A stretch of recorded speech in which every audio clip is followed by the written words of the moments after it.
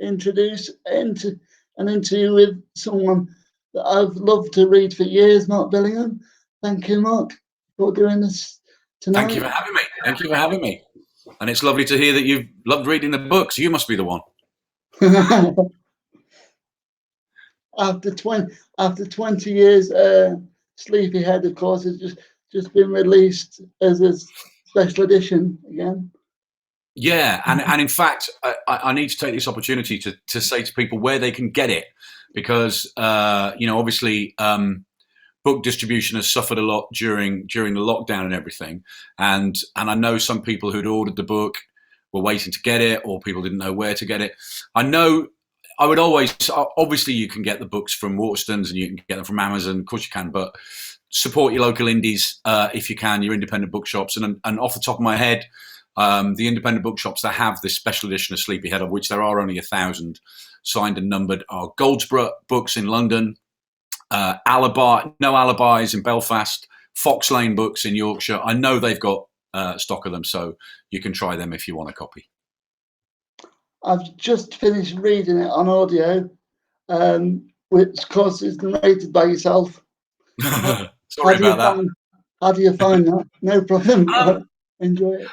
I do enjoy it. I mean, I come from a performance background, as you know, so it's a chance for me to do some acting and some showing off. And the two things to say about it are that it's incredibly knackering. It's much more knackering than you think it's going to be. It's just reading out loud, of course, but you're reading incredibly slowly and you're concentrating and you try not to trip over your words and you're in all these different characters' heads.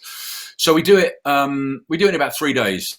I managed to do a book in about 3 days. And at the end of every day, I'm absolutely wiped out. The other thing is that when I write the books, a year before, I'm typing away going, he's Welsh, she's French, she's Scottish, they're German, whatever. And then I'm suddenly in the studio and I've got to do all these bloody accents. I completely forget about it until I'm sat there going, oh my God. And some are harder than others. There's a book I wrote a few years ago called The Bones Beneath, largely takes place in North Wales. And there are a lot of people from North Wales in the book. And that's a really tough accent to do. Thankfully, my wife is a Welsh speaker. So she came into the studio with me for a couple of those days. And every time my accent wobbled a bit, she'd just go, cut. And I'd have to start again. But it is fun. I like doing them. And I think the reason audiobooks have become so popular, so much more popular in recent years than they have been before, is that we forget how wonderful it is to be told a story. I think we all like being told a story. And audiobooks are just growing, incredibly fast. I couldn't run my site without them. So I love audio. Well, for the new book, which I'm sure we'll talk about in a minute, we're going to do a special audio version of it, a multi-cast version of it, with 15 or 16 different actors and music, and I will be the narrator. Somebody else will play Thorn. Somebody else who's played Thorn before, shall I say. In fact, a couple of people who've been Thorn before, without giving too much away. So we're going to do a really special audio version of that, fingers crossed to come out the same day as the book does. Oh, wow. I must admit, I'm really looking forward to that, as I've been quite happy to tell people that I will be one of the first to hear it because I'm getting an early copy. Yeah, you will. Yeah. So the review will come out just before. So if you want to avoid any spoilers,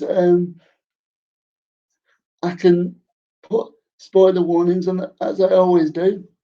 Yeah, it's always a tricky thing reviewing any kind of crime novel without spoilers. It's really hard. I mean, it's hard when you're being interviewed just to talk about it. People say, tell us a bit about the new book. And you go, well, there are these characters. And then, I can't say that. And I can't say that. Yeah. And, you end up just being really vague about it.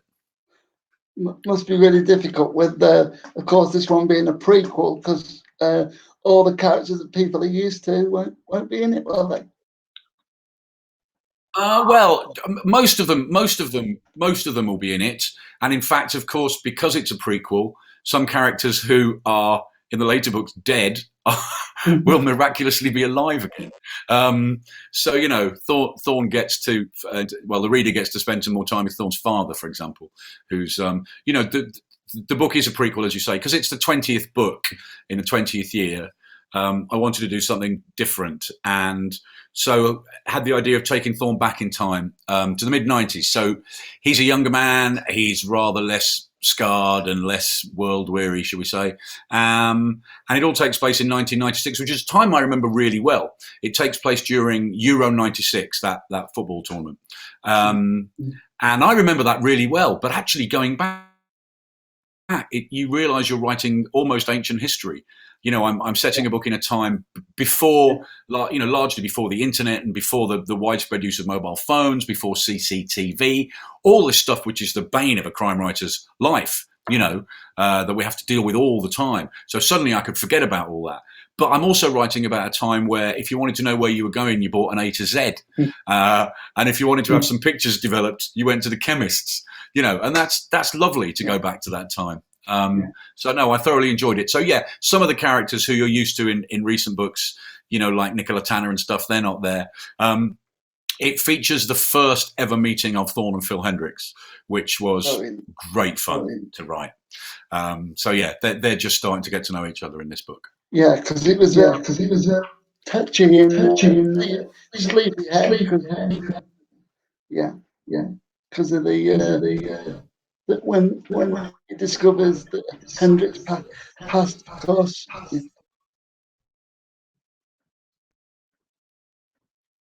Yeah, well, to go back and be able to write them both as younger characters was really exciting. I mean, I don't know. It might be something I'll do again.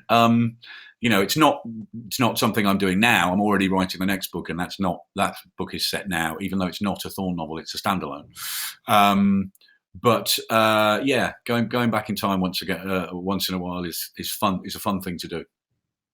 Do you think that'll allow you to have more flexibility, given the fact that you've written so many in the modern age and Thorn's getting older? Because I know Rebus and all the characters have struggled that, and Ian struggles.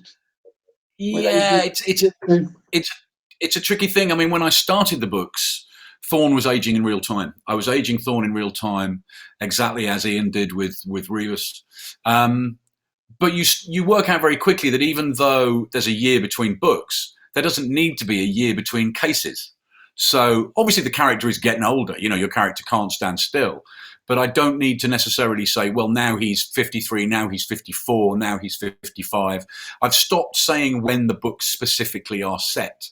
Unless there's a very good reason. I'm not going to say it was January the 14th, 2018, because what happens is you write the book a year before it's published in a lot of cases. And if something major happens in that year, I mean, this terrible pandemic being a prime example. A lot of people I know have written books that are due out, that are set right now, that have no mention of the pandemic. Of course, how could they know? They're not, they're not fortune tellers. But it can date a piece of work quite quickly.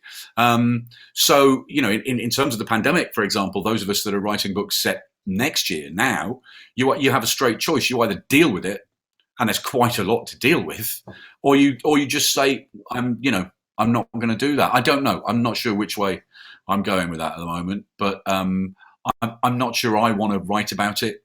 I'm not sure I want to read about it. I don't know whether there are going to be a whole host of pandemic books. I kind of think there will be some, but I'm not sure that readers are going to want that. I mean, after big traumas, big national, international traumas, major world wars, for example, you look at the kind of crime fiction that was popular between the wars. It was crime fiction. It was the golden age of crime fiction. It was crime fiction that was largely reassuring and comforting and healing. And I think that may be the kind of stuff people want when all this is over. Yeah, I'm not sure which side that fall on, really, to be honest. No, to be honest. Yeah. It's good. It's going to be interesting to see what happens when this finishes. Yeah. I really enjoy how Theakston's makes my year go, and I'm going to miss it, I must admit. Oh, we're all going to miss it. It's such a shame. I mean, obviously every festival has fallen by the wayside, but Haraga is the big loss for crime fiction because it's the biggest festival, the biggest and the best, and it was going to be a very special one for me because it was the 20th book and there were all sorts of things planned and special events and so on. But you know what? It'll all happen next year, and the festival will be back bigger and better, as will every other festival next year. We'll just do it all again then. You'll have to do the crime quiz online on Zoom. Well, well, funny enough, I did a quiz last night with the Bloody Scotland and Butte Noir put together, that Craig Robertson put together, and so there were two teams of three, me and Val, as ever, the rival captains. And no, quizzes online are great fun. I've been doing a lot of them. And the problem with doing the Theakston's quiz online is that, you know, you got to worry that people would be sitting there in front of computers and Googling stuff. I'm not saying people would cheat. Some people might. No, I think it's that competition is hard fought enough anyway every year without the benefit of computers and mobile phones. Yeah, at least we'll be able to taste more Theakston at home, I suppose. Well, that's true. That's true. Oh, I'm looking at comments. People are watching and they're asking questions. I love old stories where smoking is starting to be outlawed. Yeah, I'm back. I've gone back pre-smoking ban, which is fantastic. Yeah. And what else have we got? I want to know if Thorn will ever catch Stewart Micklin. Well, I told Alex a few minutes ago that the book I'm currently writing is a standalone. So you've got the prequel coming out this year, then the standalone will come out next year. The book after that will be a Thorn novel, and that may well see the return of Stewart Micklin, which is something I've been asked a lot about over since The Bones Beneath, which was the last book he appeared in. And without giving too much away about that book, he is at large. He is Thorn's kind of nemesis, I suppose. He's the most evil character I've ever written about. And yeah, I will have to draw a line under his exploits. So yeah, maybe 2022 we'll see the return of Stewart Micklin. Do you like writing serial killers? Do I like serial killers? Yeah. No, well, I mean, the first few books, Sleepyhead and Scaredy Cat were definitely in serial killer territory, and quite early on, I was being marketed almost as a kind of scary writer. Don't read this with the lights off. With the lights off, which always befuddles me. That kind of thing. Whoever reads, how can you read with a light off? What a ludicrous thing to say. Anyway, and I deliberately. So I wrote the first 2 or 3 books that were a bit like that, and deliberately did something different, went in a different way. I mean, I think that's why. And the strange thing was that book, which was my 4th book, was The Burning Girl, which I deliberately wanted to write a book that was very different to the books that had come before it. And the very first review I had, I remember it vividly, said, "What a shame that Billingham has changed a winning formula." And I thought, well, if it's a formula, that's why I want to change it. I don't want to be formulaic. Who wants to be formulaic? So I was trying to write something different. I think you have to keep trying to write something different. And that's occasionally why I step away from Thorn completely and write a standalone, because if I've written 3 or 4 Thorn books on the bounce, I think it's time to take a year off and do something else, and then come back fired up and ready to spend some time with that character again. I've learned that from the greats. I've learned that from people like Michael Connolly. That's what they do. And I thought, yeah, that's good enough for me. What is your favourite standalone bin that you've written? Oh, blimey! I'm very fond of a book called Rush of Blood, which is a book largely set in America, and there may be some news of that fairly shortly in television terms, which I can't really talk about, not being a tease or anything. It's just that, I just can't. But yeah, there are things happening with that. And I'm very fond of a book called Die of Shame, which came out after that, which is a book which is almost like a sort of strange locked room mystery that takes place in a group of addicts in kind of recovery and in therapy. And I'm really enjoying the standalone I'm writing now. It's always scary to step away from Thorn and Hendrix and to step out of your comfort zone. And when you start doing it, and a few weeks later you go, oh, why am I putting myself through this? I could just have a nice book with Thorn and Hendrix having a curry and watching the football and talking about the case. But it always proves to be worthwhile. It's always a good thing to have done. Yes, Thorn and Hendrix are often having a debate about Tottenham. Yeah, because Thorn is a Tottenham fan and Hendrix is an Arsenal fan, and I'm a fan of neither. Although the weird thing is, I was approached a few years back by Tottenham Hotspur Football Club, and they said, "Well, you're obviously a big Spurs fan." And I went, "Oh, I've got to be honest with you, I'm not. It's just my character who's a Spurs fan." And they went, "Oh, it doesn't matter. Come anyway." And they invited me to White Hart Lane and had this amazing kind of VIP tour, and they gave me a shirt with Thorn's name on, and it was terrific fun. All my friends who were genuine Spurs fans were furious. I'm actually for my sins a Wolverhampton Wanderers fan because that's the part of the world I'm from. And when I wrote the first book, Spurs were like Wolves were back then. This is 20 years ago. Spurs were kind of sleeping giants, former glories, waiting for the glory days again. And I thought, well, I'm going to have Thorn support the kind of team I do. Now, of course, Spurs are a really big team again. If I was going to start the book again, he'd probably be like a Crystal Palace fan or a QPR fan or Leyton Orient fan or something. But so, yeah, I'm a Wolves fan. Well, the Wolves are doing well at the moment. Yes, we are. We're a fantastic couple of seasons. Yeah. I'm a Newcastle fan from his sins, so we're not doing as well. Oh dear! All right, well, we better not dwell on that kind of pain and misery, Alex. Absolutely not. Though. I was just thinking about your early stuff and mainly pre-books. You just spoke about it on Two Crime Writers and the Microphone. What was your favourite about that 2 hours? About the interview with I did with Martin Waits on Two Crime Writers. Well, before I was a writer, I was an actor. I was a jobbing actor for many years, and Luca Veste and Steve Kavanagh, who do Two Crime Writers and a Microphone podcast, which I urge anybody who hasn't listened to listen, got me and Martin Waits on.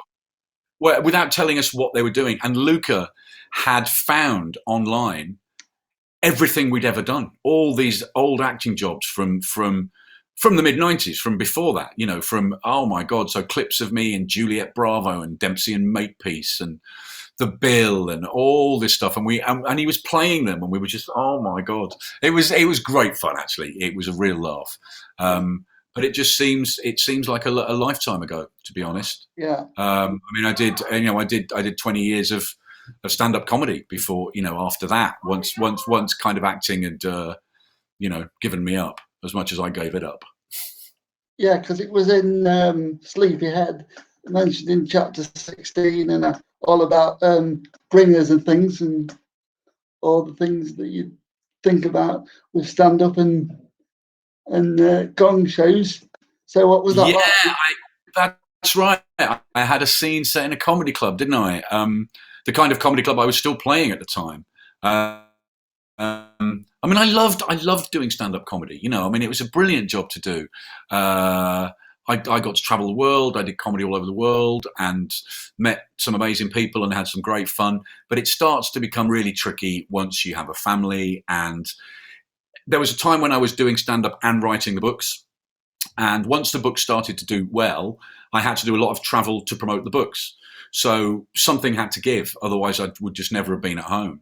Because so much of stand-up comedy is you're on the road, whether it's 2 nights in Newcastle, 3 nights in Nottingham, wherever it might be, you have to travel all over the place. And so eventually I had to kind of knock it on the head. So I think I did my actual final ever stand-up gig was actually, I think, in about 2007. It was only about 13 years ago. And that, of all places, was in Bangkok. I went out there with a bunch of other comics, and we did some touring in the Far East, and it was in an English pub for expats in Bangkok, and it was just a fantastic gig. And I went, that'll do, because you don't want your last gig to be dying on your ass at the Comedy Store, So you have to pick a good moment to call it a day. So that was when I called it a day. I miss it a bit. I miss the 20 minutes on stage, in front of an audience. I don't miss the traveling. I don't miss sitting in grotty dressing rooms at 3 o'clock in the morning. But I miss those 20 minutes of connection with an audience. And it's a really different kind of connection than you make with a book. Because I write a book, and it goes out there and it's published. And I see some reviews, and I see how the book's doing on bestseller lists, whatever, all that stuff. You see how the book's doing, but you've no idea what people are making of it. You've no idea whether people are going, yes, I like that, or whether they're throwing it across a room or using it to prop a wonky table up. You've no idea. There's no instant. You tell a joke and you know straight away if it's worked or if it hasn't worked. You really know if it hasn't worked. Yeah. But you don't know how a book's going down. It's a very different kind of connection. It's a performance. It's every bit as much of a performance, I think, as standing up on stage or singing a song or whatever. I'm trying to give the best performance I can and keep an audience entertained. I'm very grateful that I get to do this job. It is the best job in the world. How have you been managing to keep yourself entertained in lockdown? I think jigsaws are involved somewhere, aren't they? Lots of jigsaws. I haven't done a jigsaw since I was a kid, and I'd got this Sergeant Pepper. I'm a massive Beatles fan. I'd got this Sergeant Pepper jigsaw in the cupboard, and I'd forgotten about it. And I thought, I'll do a jigsaw, and I put it out, and I just became obsessed with this jigsaw. I mean, I don't do it full time all day, but I set it up. It's sitting there on the table in the kitchen, and every time I go in, have a cup of tea, have something to eat, I have a half an hour's jigsawing or whatever. And I started tweeting about it and posting my progress every day and taking pictures. And I've just kept doing it. So I've done Sergeant Pepper, and I've done Abbey Road, Yellow Submarine. And now I'm doing a jigsaw that has lots of different Beatles album covers in it, about 8 different album covers in it. And I'm just loving it. I shall miss it when all this is over. I mean, maybe I'll carry on. Maybe I'll carry on jigsawing.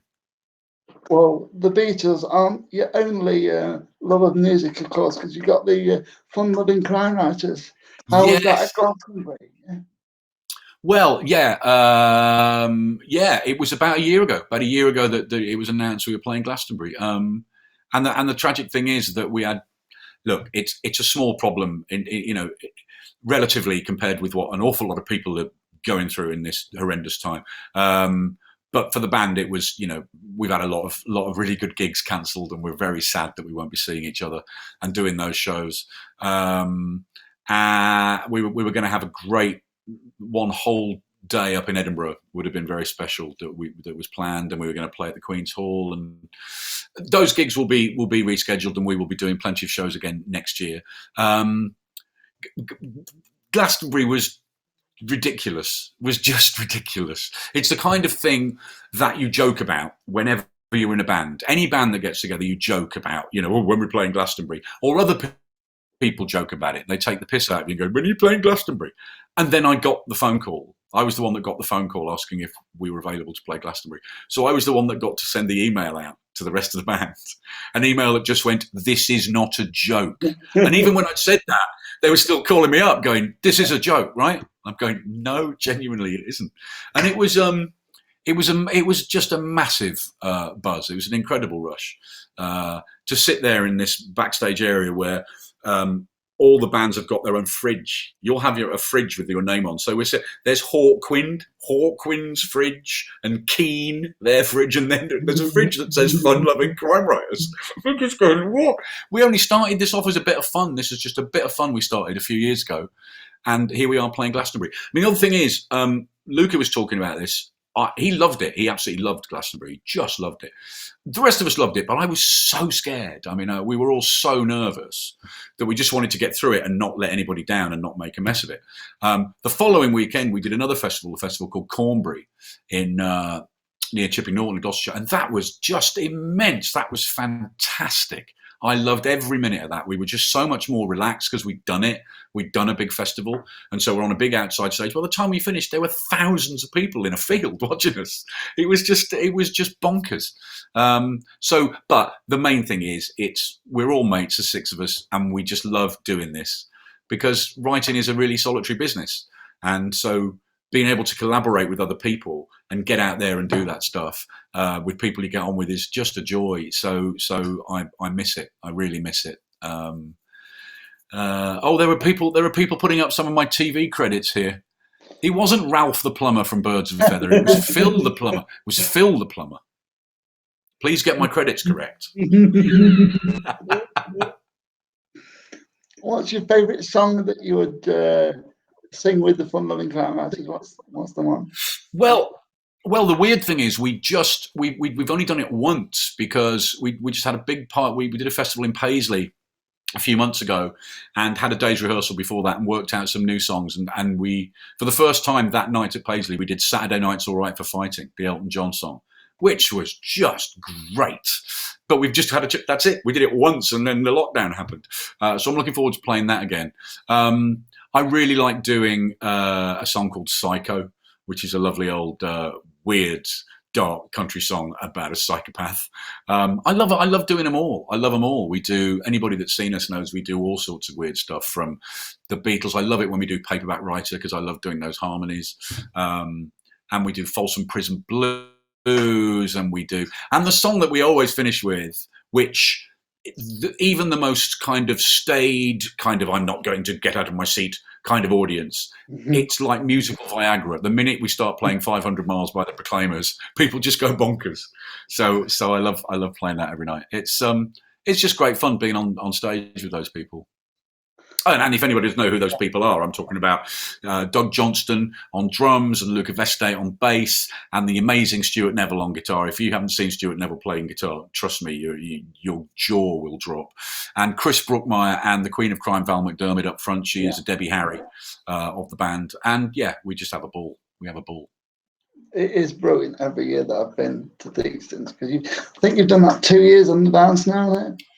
Yeah, and last year was great because there's a moment when we did one particular song, we do Sympathy for the Devil by the Rolling Stones, and there's always a point, it's become a tradition that's when we get any other crime writers are in the room who want to come up on stage to do backing vocals, to do all the woo, woo, and Sympathy for the Devil. And usually there's one or two. Obviously at Theakston's, the room is full of crime writers. But last year we had a special moment because we knew she was there, so we got the chance to say, are there any First Ministers of Scotland in the room? And Nicola Sturgeon came up and sang backing vocals with us. And it was her birthday, and we sang her happy birthday. And that was lovely. That was a tremendous moment. Yeah, it's always really funny to think what you can come up with at Theakston's. I love the film quizzes there. What do you think to come up with new ones? Because you've been doing that a while now. Yeah, well, every year Val and I do this quiz, and every year we kind of forget about it until about a month before the festival and go, oh, bloody hell, we better write the quiz this year. And it's always fun, and it's so incredibly hard fought. The good thing about the quiz is we always make sure that there's this cup, there's the trophy, which is the big prize, but you can only win that, that trophy is the thing that people battle for, but you can't be winning all the books and the prizes and all that stuff if you're a professional team. If you're a team that has a crime writer or a crime journalist or you or anybody on that team, you can't win it. You can't win the good stuff. That's strictly for the readers. So that's what makes the quiz fun, and it's always, we always have a ball. I mean, the events we put together at Theakston's, because as we've been talking about the sad fact that the festival's been cancelled, but they're now putting a lot of stuff out digitally. Haraga International Festivals are putting out a lot of archived stuff online. So if you want to go on the Haraga International Festivals player, you can revisit some of the great events from the past. There's all sorts up there. My favourite event that I've done in recent years is my interview with Eddie Izzard. That's up there. And what they put up yesterday or today, they put up a great event from about 10 years ago with Ian Rankin and Peter Robinson. And it was just the two of them. They wrote their first books the same year, so it was a kind of anniversary year for them. So we made the stage up to look like a pub, and we had a proper pub sign called the Drinking Detective, which is still there. The festival brings it out every year. And there's a table with nuts and crisps, and I went on and I pulled them both a couple of pints, and then Ian and Peter just sat down and put the world to rights, just nattered. And it was just an immensely entertaining event. I mean, I think those are the events that people enjoy. Just watching a couple of writers have a chat with each other, not forgetting that there's an audience, obviously, but just to see two giants of the genre like Peter and Ian just having a natter is fantastic. Yes, Peter is a giant of crime that often uses a background of music with it, banks and things. What do you listen to when writing? Do you use that when getting thorn going as well? Music? No, I can't. I can't listen to music actually when I'm writing. I listen to music a lot, but not when I'm actually sitting here at the computer trying to write. It's just too distracting. I mean, I certainly could never ever listen to anything that had got lyrics because the words just get into my head and I'm singing along and I'm lost in the song and I completely lose my focus. So no, I can't really do that. I can't really listen to music. Oh, people are talking about the football match at bloody Scotland. We'll miss the football match in bloody Scotland. You keep the cup by default. I wish. I don't know where the cup is. The cup that we won spectacularly last year. No, we are going to miss that. We are going to miss that. And that's one of the things I love about crime festivals, Alex, in all seriousness, which you don't get. I mean, I love wider literary festivals. Cheltenham Festival is fantastic. Edinburgh Festival is fantastic. But you get events at crime festivals which you just wouldn't get anywhere else. I don't think you'd have a literary, I don't think you'd have a football game at Cheltenham or, you know what I mean? Or a daft sing-along at Hay. Yeah. We do these things because, we sort of like to have fun. So every year at bloody Scotland, there is the England Crime Writers versus Scotland Crime Writers football match. And that's become it's become part of the programme. The audience just leave the hall and they come trooping up the hill to this little pitch where we play. And it's really kind of hard fought and enthusiastic, friendly. Obviously, nobody's ever been hurt. But we have this football game every year, which I'm really going to miss. I must admit, I've not quite seen that because I didn't go to Theakston's that year when they had it on. But no, it's not Theakston's, Alex. It's bloody Scotland up in Stirling. But they did have it 1 year at Theakston's as well, didn't they? Yeah, they did. Yeah. No, what we had at Haraga 1 year was North versus South. We had a team of Northern crime writers versus a team of Southern crime writers, and I think 2 people broke bones, and it's never happened again. Yeah. Oh. Yeah. Just trying to imagine that. Yeah. Oh, Caroline's asking if we could be persuaded to do a Fun Loving Crime Writers song on. We've talked about this. We've talked about doing something online, but it's technically. I mean, our technical wizard is Luca, who is really good at all this stuff, and he just said we can't do it. We're not good enough to be able to put that kind of stuff together, like you saw everybody do for that concert the other night on telly. When you had the Rolling Stones and Elton John. Did you see Elton John? Oh my God! But we just couldn't do it. You only need to be like half a second out of sync, and everything would just sound awful. Yeah. So no, I don't think we can do that. We'll have to wait till we can do it properly. Going back to Thorn, Yes. I was just thinking about some little secret. The one before, because that involves a accident at a train station to start, and I'm just thinking that was a very different start. And of course, he was in a different kind of investigation team as well. So, what was it like writing that one? Well, you've got to find a way into a book. I mean, I'm not really a plotter. I'm not really a kind of, I've got a big whiteboard just over there, out of Vision, that I thought was going to have all sorts of wonderful ideas for plot strands and little snippets of dialogue and all that stuff. And I faithfully put it up on my wall 20 odd years ago. And to this day, all it says is get dressed, buy cheese, write novel. That's the only thing it says on my whiteboard. It's no help at all. But so I'm not really a planner, but I have an opening scene. I just write an opening scene that pops into my head. And this particular opening scene took place at an underground station, at the end of which you have questions. You've got questions as a reader. I've got questions. Yeah. And Thorn has got questions.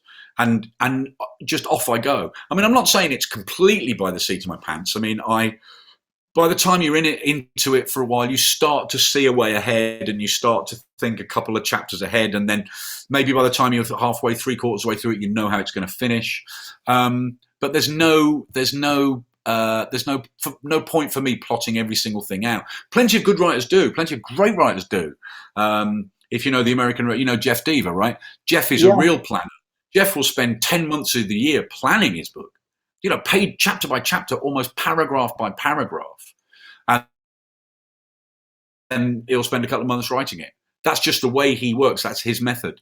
And if you ask 100 writers, you'll get 100 different answers. I could never do that because that's kind of like doing homework, I just want to write and see where it goes. Yeah, I must admit that was one of my biggest interviewing things. I interviewed Deaver last year at Thigton's. Yeah. Yeah, he's smashing. He's a smashing fella. But yeah, he's the absolute opposite of me. Most of my colleagues in the crime fiction world tend to use what you call driving through fog at night approach, which is that I kind of roughly know where I'm getting to, on this journey, but I can only see as far as the end of my headlights. Right, so I'm going to take a lot of wrong turnings and go up a lot of blind alleys and dead ends, but I'll get there eventually. But the journey's far more interesting that way than if I plotted my route out completely and just followed the sat nav. It's also the way I wrote the first book, and most writers tend to just stick with what they know. You go, oh, that worked, so I'll do that again, and then 20 books later, you're still doing it. What inspired you to go to crime? Because you could have gone to any genre. Because you started kids' TV, of course.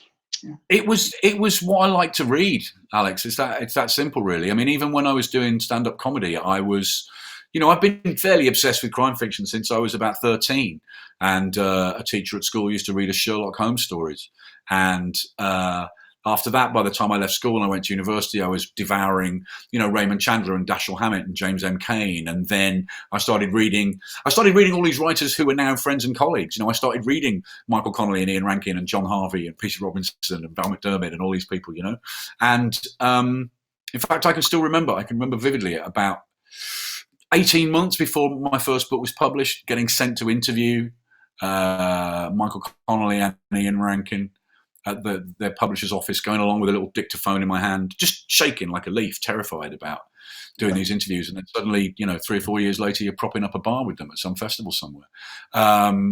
And everybody was incredibly welcoming. It's an incredibly welcoming gang, the crime fiction gang.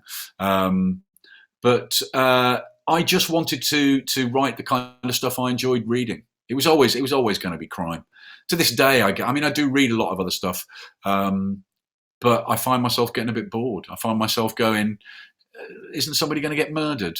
Can't we at least have a car chase? Something, come on, pick it up. So, the only time I struggle to read crime fiction is when I'm writing crime fiction. When I'm right deep into a novel, it's quite tricky to read somebody else's novel. And you want to read all your mates. You want to read all your mates' books. Yeah. You want to read everything that's out there. But sometimes you just have to save them up and to take them away on your holidays or whatever. What's it like getting ready for an interview at a festival? Because that must be different.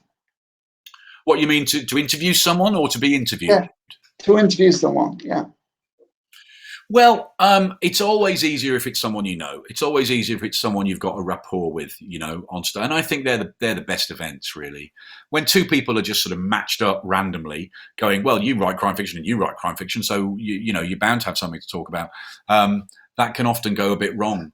So, I've been lucky. I've interviewed some amazing writers over the years, and we were saying just before we went live that you live in terror of the interviewee that just goes, "Yep, no, no," and you're sitting there going, "Oh my God, I've used all my questions up, and we've only been going 5 minutes." But most crime writers are happy to talk, and you just push a button and let them go. I really enjoy doing interviews, and the point is, it's like anything else. I will interview someone the way I would hope to be interviewed. So you just don't be a dick about it, and you don't want to ask awkward questions. You don't want to put people on the spot. You want them to show off their talents and their books, in a way that they're going to enjoy. So no, I do like it. Loved your grilling by Graham Bartlett last year at Capital Crime. Any chance of this being reproduced online? Well, maybe. I'll ask Graham. If for anybody that missed it, that was a really. Did you see that, the Capital Crime last year, Alex? I didn't know, because that's in London, isn't it? Yeah. Well, this was an event that Graham Bartlett and I cooked up. Graham Bartlett is an ex-police officer and a real friend of crime writers. He was very helpful to me on Crybaby, the book we were talking about before, because he was a serving officer in 1996. So I was relying on him for an awful lot of information. He works very closely with Peter James as well, and he's a fiction writer himself. And we cooked up this event at Capital Crime last year where he was interrogating me. And it wasn't just interrogating me like, we'll call it an interrogation, but it's actually an interview. He was actually interrogating me, and the audience started to realize what the crime was. And the crime was that actually I didn't write my books at all, and that somebody else wrote them, and I was taking all the credit and all this stuff. And it just started to unfold, really. It was a lot of fun. It was a lot of fun. So yeah, maybe we will do that again. Graham was doing something in the festival, wasn't he, earlier today? Yeah, yes, he did. Ask the Experts earlier today. Yeah, 1 o'clock. Oh yeah, okay. Are Thorn and Phil based on people you know? That's a good question. Phil is. So basically, 22 years ago, I'd read this book called The Diving Bell and the Butterfly, which, if you don't know it, is a book written by a French photojournalist who'd suffered a terrible stroke, and afterwards was left with was left suffering from locked-in syndrome, which is this: you're trapped in your own body. He completely aware of his surroundings, can see and hear and feel, aware of everything, but cannot move. Not one muscle, except he could blink. That's all he could do was blink, and he dictated this entire book by blinking. I mean, it just beggars belief. And I read this book and just thought how astounding the book was, and also how terrifying this condition was. And being the sick bugger that I am, thought, I wonder if you could do that to somebody on purpose. And my wife is a TV director, and she was directing Casualty at the time, 20 odd years ago. And she said, well, come on in and meet our medical advisor, who's this amazing guy called Phil Coburn, Dr. Phil Coburn. And Phil had kind of a shaved head and piercings, and we got on like a house on fire, and he went, wow, do that to somebody on purpose. That'd be incredibly difficult. And if you got it ever so slightly wrong, just by a millimeter, they would die. And I just went, light bulb. That's when I knew I had the book. So Hendrix was my kind of thank you to Phil Coburn. Hendrix was very like Phil Coburn. I mean, in physically. Thorn, he's named after a friend of mine. A lot of the characters in the early books were named after comedians that I was working with, and still worked with, for several years. Dave Holland was based on a comedian called Dominic Holland. Brigstock is based on a comedian called Marcus Brigstock. A character called Kitson, who is based on a comedian called Daniel Kitson. And Thorn is a friend of mine, still a very good friend of mine, called Paul Thorn, a brilliant comedian. So I just called him Thorn and stuck him on the page without really knowing who he was going to be or what he was going to do, because he wasn't actually the main character in that book. I mean, he had the most stage time, if you like, but I wanted the book to be about the victim of this particular crime, a young woman called Alison Willits. But I needed a copper because there'd been a crime committed. So I just put Thorn on the page and just let him go, little knowing I would still be writing about him 20 years later. So readers have been discovering things about him at exactly the same time I have. I don't know any more about Tom Thorn than anybody that's read books. So, it's a constant voyage of discovery. Have you used the medical connections again in Casualty to to help you with books later, or was it just that one? There's always something. I mean, there's always something you need to know. But I've got a lot less crazy about research than I used to. I used to be an absolute, I was a stickler for research. Because you don't want to get those letters. You don't want to get the emails and letters going, "Dear Mr. Billingham, I'm talking to your otherwise excellent book. We're spoiled by the fact that the 10:36 train does not in fact stop at that station on Monday." And I went, "Oh, for God's sake!" You're always going to get those letters, right? So I would drive. I promise you, I'm not making this up. I would drive to a set of traffic lights. 2 a.m. if I was working, I would drive to a set of traffic lights to check if you could turn left. I didn't want to get anything wrong, and I wasted so much time. And now I've realised that the only things that you need to research are the things that really matter. The rest of it is just wasting time and kidding yourself you're working, But there is always something. There's usually something in that book, Die of Shame, I mentioned, because a lot of it was about therapy and psychotherapy. I needed to talk to some psychotherapists. And actually research on that level is really easy because people genuinely, if you approach them in the right way, are really nice and they want to help you.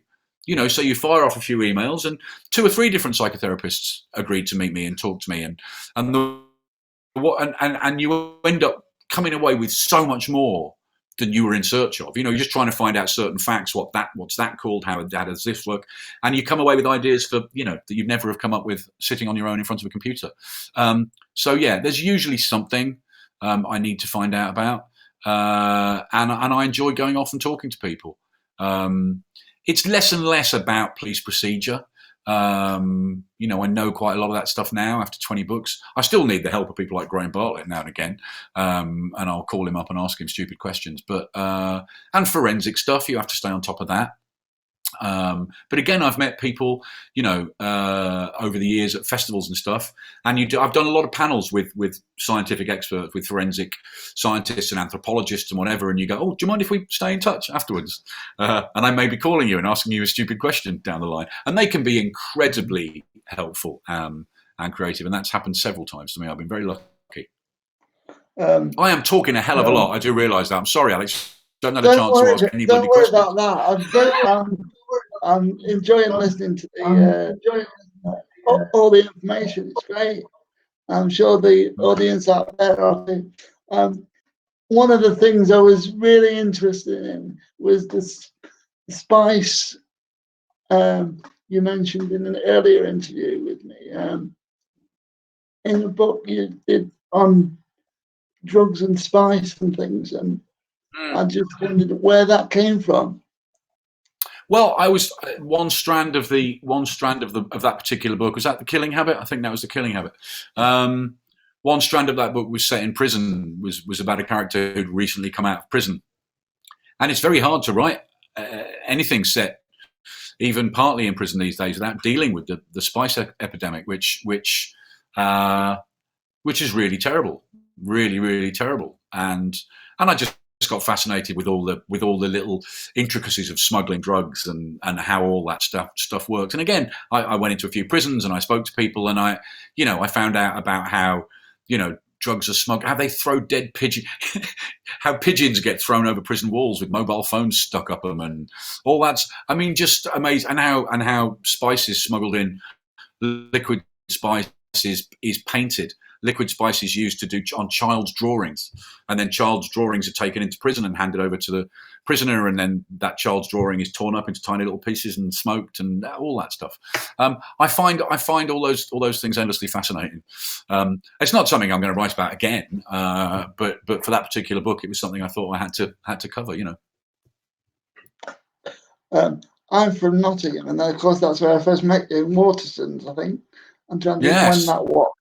But just wondered when you were likely to come round here again. Well, no, I haven't been to that part of the world for a while, and I presume if you're from Nottingham, you're familiar with Worksop.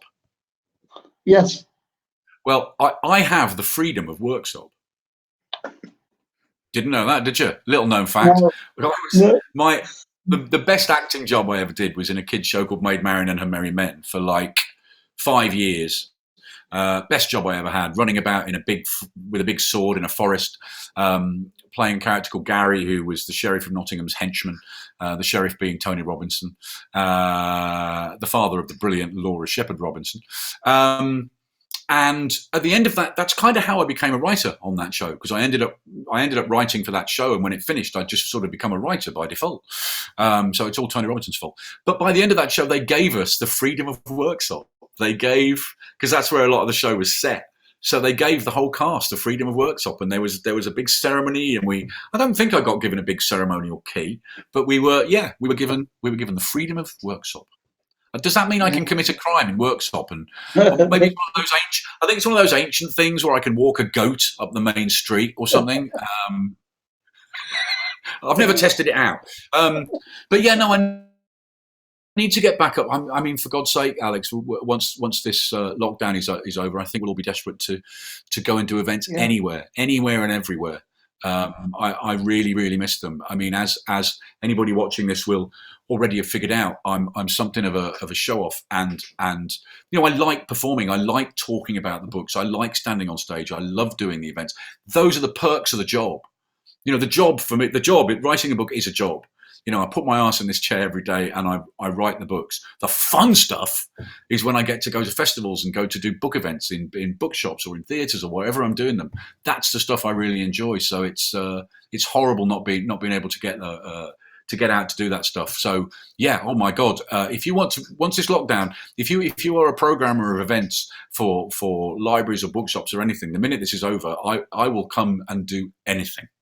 Right now, if I get a phone call, from somebody going, "Hello, you're due a mobile phone upgrade," I'll go, "Talk to me, please talk." I'll just sit and chat to them for half an hour. I don't care. I'm desperate for some social interaction. Yeah. I must admit, one of the strangest things I've done in lockdown is try and listen to your book through Skype with my girlfriend on the other end. She's got it on Alexa on the other end, and I'm listening to it at the same time. We're both listening to sleep at the same time. Oh, okay. Really weird, but yeah. Okay. Oh, there's another question here. Would I write more YA books? That's Caroline asking that. That is a reference to a series of YA books I wrote, oh God, way back in the midst of time, called Triskelion, which I wrote under a pseudonym, the pseudonym Will Peterson. I kind of wish I hadn't written them under a pseudonym now. That was a bit stupid. I did that just because I was trying to keep them separate from the crime books. Although actually they've got a way higher body count than any of my adult crime novels. There's a trilogy, Triskelion, The Burning, I think, and Triskelion, The Gathering.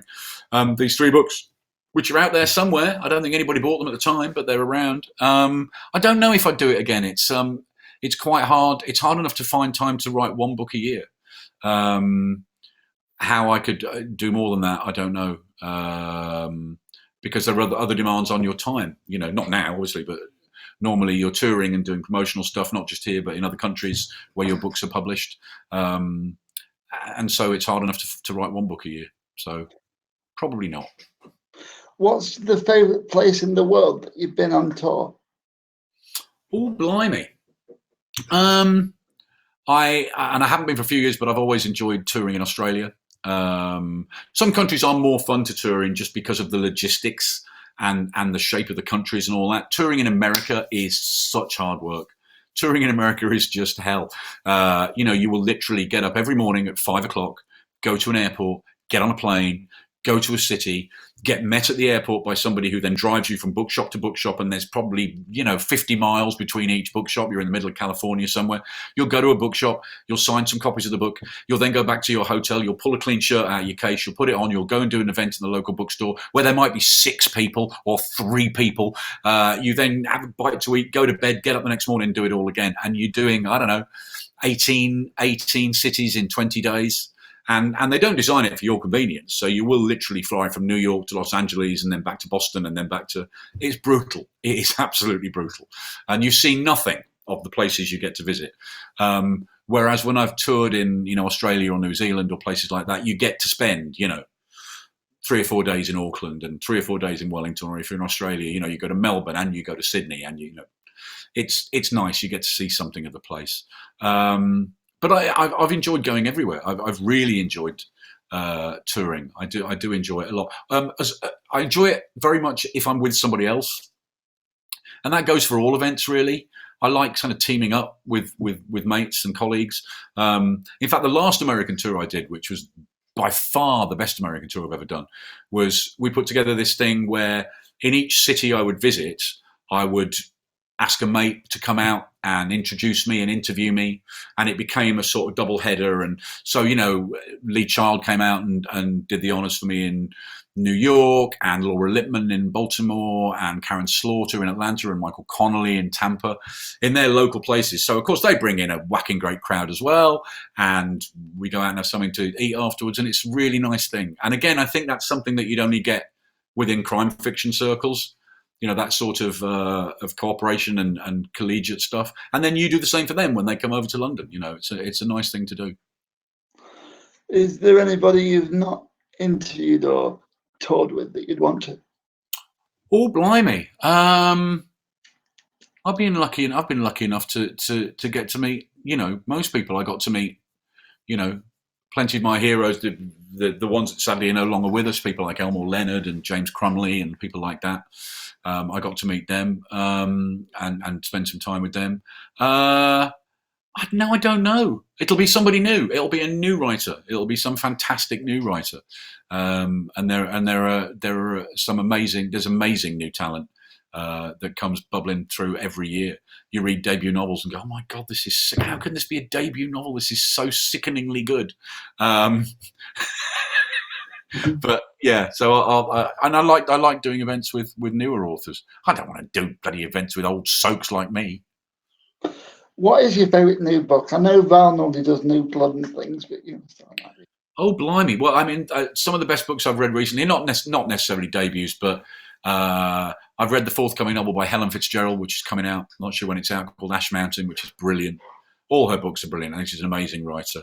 Doug Johnston's most recent book, Dark Matter, is just fantastic, and I can't wait to read the sequel to that because that's going to be that's a series. The second one of the series is coming out. Right now, I'm reading a lot of non-fiction. And surprise, books about the Beatles. I can't get enough. I'll read anything about the Beatles. Would love Mark to come to the Morecambe and Vice Crime Writing Festival. So ask me, I'll come. Technology has been a godsend in lockdown. Yeah, it surely has. It's been amazing. The LA Times Book Club Speakers Program. Yeah. Actually, I haven't done events in LA for a couple of years. These are great. People are watching from all over the world. Oh my God, there's people in Germany. And America. Very good. Oh my God, we've only got 2 minutes left, Alex. Oh. Has anybody got a Stephen question that I've not asked that they really want to ask Mark? There's lots of questions on here. We just haven't got to them. We haven't got because I've been gobbing off. I'm really sorry I've gobbed. I think poor Alex has got to ask about 3 questions because every time he asks me a question, I talk for 15 minutes. Can you keep it please keep it succinct. Yeah, I'm not good at that. Keeping it succinct. But I mean, the things like this, I mean, this has been a brilliant festival and God bless you all for putting this festival together because this is the stuff that's been keeping, the crime fiction community going. We're going to miss out on a lot of real life social interaction this year at festivals. And that's what we love, these festivals, it's very opposite of social. We couldn't go to Haraga and socially distance, which is, have you been in that bar? We couldn't do it. So stuff like this has been an absolute godsend. It enables us to stay in touch with our fellow writers and to talk and to interact with readers, and it's just been fantastic. So this has been an amazing festival. Well done to everybody for putting it together, and keep it going. There's no reason why you shouldn't keep doing this. Speaking of keeping it going, I've got a live interview slot. There's going to be a weekly thing. So yeah, any crime writers out there that want to come on, feel free. No, I'm sure they will. I'm sure you won't have to ask twice. I hope some of them aren't quite as gobby as me, and you get to ask a few more questions. But no, it's fine. It's fine. I've enjoyed it, and I'm sure everyone else has too. Oh, right back at you, mate. Thank you. What do you think will come after the standalone then that you're writing now? Well, it will be another Thorn. I've never done more than one standalone on the trot. So Crybaby is out in July. That's the prequel to Sleepyhead. That's out on July 23rd. We've not moved. I know a lot of people have moved publication dates because of the pandemic. We're staying where we are. So that will be coming out on July 23rd, hopefully on audio and ebook and everything. And there's the jacket there looking lovely. And then the standalone will be out next year. Once I finish writing that, I will write the next Thorn. And as I say, it may well be a Thorn that features the return of Stewart Micklin. It'll be Thorn and Tanner and Hendricks and possibly Stewart Micklin. But I've still got half a standalone to write before that. I'm trying to think of anything else, and I'm struggling. Yeah. Well, you don't have to. We've done an hour. I think that's value for no money. Yeah. Thank you, Mark. It's been great. Oh, cheers, Alex. Thank you ever so much for doing this, and thanks to everybody who's watched it. Oh, somebody's left some Marmite. Somebody knows how much I love Marmite. I'm anybody's for jar of Marmite, mate.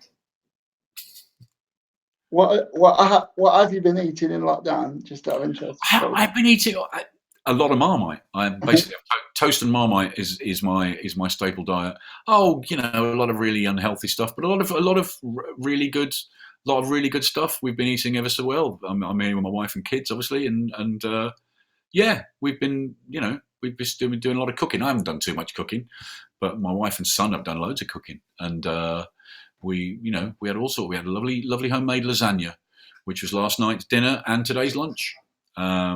So I'm about to go and eat something. I don't know what I'm going to eat now. Possibly involve toast and or Marmite. I don't blame you. Enjoy the rest of the evening, and thanks. I will. You too, mate. I don't know how we stop this. Does somebody stop it?